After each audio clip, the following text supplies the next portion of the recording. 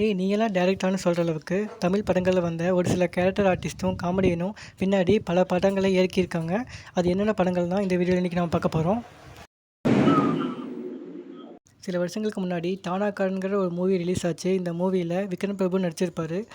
இந்த மூவியை தமிழ்ங்கிற ஒருத்தர் தான் டைரக்ட் பண்ணியிருப்பார். இவர் யாருன்னா பல படங்களில் வில்லனாகவும் கேரக்டர் ஆர்டிஸ்டாகவும் நம்மளை மிரட்டியிருப்பார்.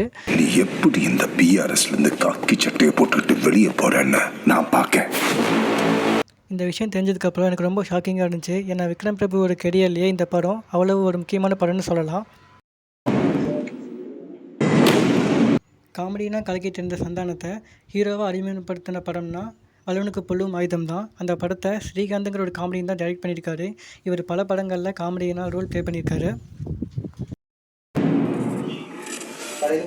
நடிகர் பரத், நாசர், வடிவேலு நடித்த எம்மகங்கிற மூவியை டைரக்ட் பண்ணது திருமுருகன்கிற ஒருத்தர் தான்.